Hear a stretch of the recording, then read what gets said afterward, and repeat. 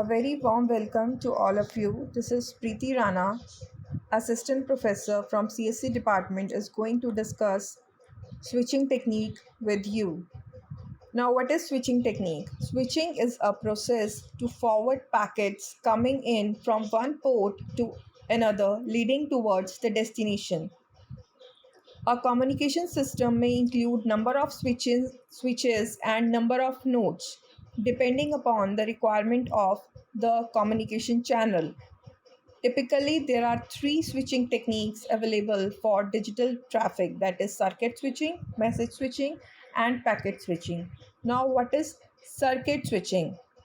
Circuit switching is a method of implementing a telecommunication network in which two different nodes, that is called as network nodes, establish a dedicated communication channel, that is called as a circuit, through the network before the nodes may communicate. So, circuit switching is a technique that directly connects both ends in an unbroken path, that is called as a circuit. With this type of switching technique, once a connection is established, a dedicated path exists between both the ends, and once the communication ends, that connection channel is terminated. Circuit switching is a network operates almost in the same way as the telephone system works. That is, a complete end-to-end path exists between the two nodes that are ready to communicate with each other. Once the connection has been initiated and completed to the destination device must acknowledge that it is ready and willing to carry on a transfer. Possibly, there are different advantages and disadvantages connected to different switching techniques. Like with circuit switching, the communication channel is dedicated. That is, a dedicated path is shared between the two ends.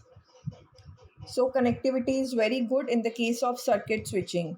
And possibly, when there are advantages, some disadvantages are also connected with that technique. The first one is possible long wait to establish a connection, that is 10 seconds or more is there. So, during that intermediate seconds, no data can be transmitted. It is obviously more expensive than any other switching technique because a dedicated path is shared between the two nodes. Now, the second type of switching technique is message switching. Message switching is a network switching technique in which data is routed in its entirely from the source node to the destination node, one hop at a time. During message routing, every intermediate switch in the network stores the whole message. If the entire network resources are engaged or the network becomes blocked, the message switched network stores and delays the message until ample resources become available for effective transmission of the message. That is why this type of network is called as store and forward network. This technique is typically a general purpose computer.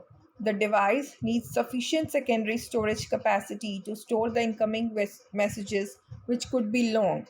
So, a time delay is introduced using this type of scheme due to store and forward time, plus the time required to find the next node in the transmission path. So, the major disadvantage with this message switching technique is the store and forward devices are very expensive. Now, the last technique that is there with switching technique is packet switching. Packet switching transmits the data across digital networks by breaking down into blocks or packets for more efficient transfer using network devices. Each time one device sends a file to another, it breaks the file down into packets so that it can determine the most efficient route for sending the data across the network at that time. The network devices can then route the packets to the destination where the receiving device reassembles them for use. In both packet switching methods, a message is broken down into packets. So, Since packets have a strictly defined maximum length, they can be stored in main memory instead of disk. Therefore, excess, delay, and cost are minimized. Also, the transmission speeds between the nodes are optimized. Again, the packet switching technique, it's of two types. The first one is datagram approach and the second one is virtual approach. Now, the first one is datagram approach. Datagram packet switching is similar to message switching, in which each packet is a self-contained unit with complete addressing information attached. Reordering is done at the destination point based on the sequence number of the packets. It is also possible for a packet to be destroyed if the one of the nodes are not there in the communication channel to accept that packet. The second one is the virtual circuit approach. In virtual circuit approach, a pre-planned route is established before any data packet are sent. So a logical connection is established, like in circuit switching, when a sender sends a call request packet to the receiver and the receiver send back an acknowledged packet call accepted packet to the sender if the receiver agrees on conversational. In virtual circuit, the route between stations does not mean that there is a dedicated path like in circuit switching. The advantages of packet switching. Packet switching is cost effective because switching devices do not need massive amount of secondary storage, as we can use main memory for storing the packets under this technique. Packet switching offers improved delay. Packets can be rerouted if some problem exists, like busy or disabled links. But the main disadvantages of packet switching are protocols for this kind of switching are typically more complex. It can add more initial cost in implementation. If packet is lost, sender needs to retransmit the data. So these are the different types of switching techniques. Thank you.